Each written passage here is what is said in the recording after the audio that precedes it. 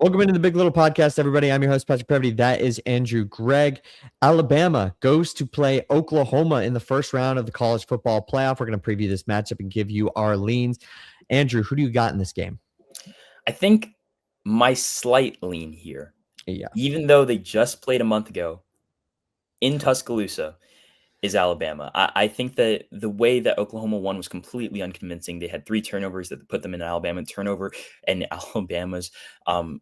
Alabama territory each of the 3 times. And I think that if they can just be a little bit more careful with the ball and this go around, that it's Alabama's game to lose. Obviously, they haven't looked good the last month of the season. They had a shaky game versus Auburn to close out the season, and then the SEC championship game, they looked like they were playing just to preserve their spot in the college football playoff and not really trying to win at all. They looked absolutely terrible in that game, had negative rushing yards, all of the stats that people have named. But I think that the Oklahoma is essentially contingent on their defense, maybe to a fault.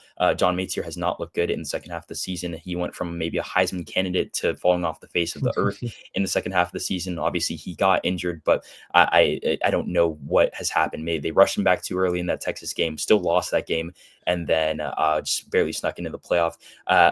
I believe in how real that defense is, and I think they're one of the best units in all of college football. But I think that if they can just take care of the ball, I think Jam Miller might be coming back for this game. So if they're able to maybe lean on their rushing attack a little bit more, they have Bama has a solid chance of this game. But it won't. I think that anybody who comes into this game with a very strong assessment of it is probably lying to you a little bit. Like, both teams have reasons why they can win this game, and then reasons why they should lose the game.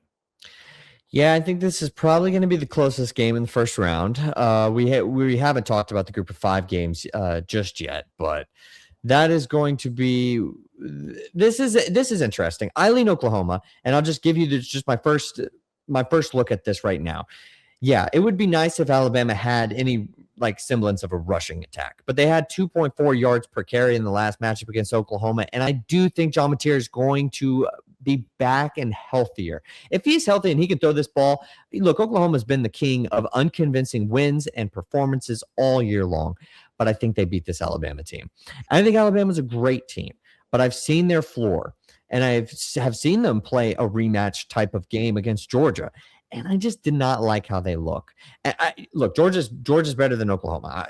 I'm not here to argue that. I understand this is definitely a more inferior opponent, but I think I'm not seeing a case here where that it's tough to beat this team twice.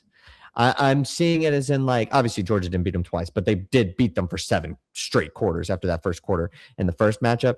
If Oklahoma learned anything from that first game, I think that they'll be able to take it into the second game. I don't think it'll be one of those cases where this will be an impossible rematch to win for Oklahoma. And I think that's why I lean towards them, because I take more stock in that first game. I'm not too worried about them having to beat them twice.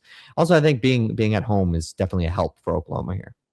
Yeah, I think that this game is also one of the games that is a close game that'll be contingent on the turnover battle. Like I mentioned in the first part of it, that Alabama did have 3 turnovers in the first game, while Oklahoma had none. So Oklahoma was a +3 in the turnover category. But overall, even with Oklahoma's great defense, Alabama had 23 first downs to Oklahoma's 12. They outgained them 406 yards to 212 for Oklahoma. That offense, I can't say has looked significantly better than they did in that Alabama game. They barely snuck into the playoffs. They had 2 close games to really end the season, and just weren't very convincing at all towards the end of the season. They easily could have lost the LSU game and possibly knocked themselves out of the college football playoff. And that Mizzou game was just a low scoring, like, kind of just slugfest, I guess, if you want to call it that. I think that they did well to win the first game, but really that defense has to show up even more than they did last time, and has to continue to create turnovers. If Alabama's a little bit more careful with the ball, they didn't. I will say, out of the last couple of games that Alabama played, their offense wasn't even that bad in that game. They just couldn't put it together, at least from turning the ball over's perspective. So we'll see how it goes. I definitely don't feel strongly. I don't think you can feel strongly about this Alabama team towards the end of the season. They like I mentioned at the beginning, they barely survived that Auburn game, and then they looked absolutely awful in the Georgia game. They just looked completely outclassed. Ty Simpson just didn't look like he knew what he was doing. They had no semblance of a running game, and that defense was gashed at times as well. So we'll see exactly how it turns out, but I think that if they don't lose the turnover battle by two, which is a common theme amongst the close games here. But I think that John Mazier is just not showing me enough over the course of the end of the season. And I mean, LSU had 300 yards, so maybe he's turned it back up. But LSU is also LSU this season.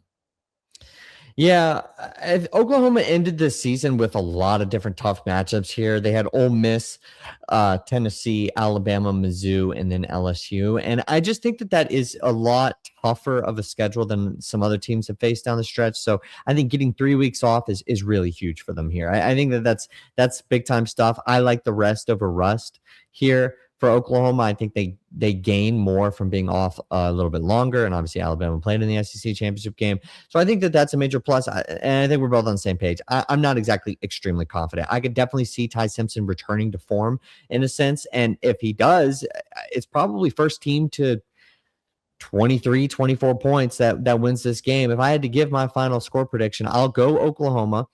I'll say that they win at home here, and I'll give you 24-21. I mean, this is going to be a close game regardless, I think.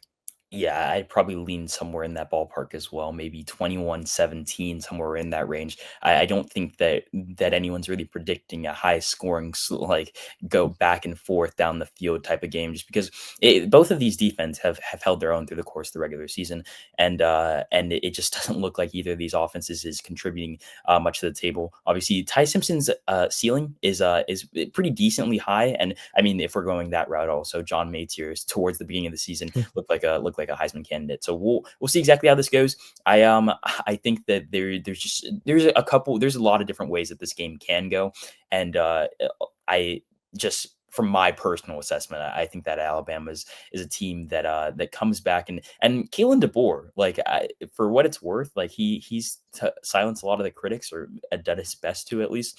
But I think that getting first rounded is just not a good look for him as well. I think that he's not coaching for his job, but like there's definitely he's been kind of part of like essentially every single coaching search, or at least rumored to be a part of every single coaching search recently. So I think that just maybe solidifying that job, getting a first round win against a team that already beat you in the regular season could help him in that sense. Maybe that's part of the lean there in Alabama. I mean, we talked about it actually at the beginning of the season. Kalen DeBoer was like on the hot seat after week 1, and it was a really weird instance where we were just talking about whether he was going to make it out of the year, and I think we both kind of were like, like just give it a second, let's just wait on that and see exactly what happens. I think he'll be okay if they lose this game, but certainly people are going to want a little bit more because he was in every, as you mentioned, coaching search that was out there. It was Kalen DeBoer's name, and he still is. They're still talking about him for the Michigan job, even though he pretty much shot that down well enough yesterday with the statement that he had. I think it'll be okay. Brent Venables certainly deserves a shout out too. If we're going to shout out Kalen DeBoer, Brent Venables has this team playing at least good enough football to be the 8th seed in the college football playoff. So I think they deserve a little bit of respect too, and his coaching job that he has done there as well.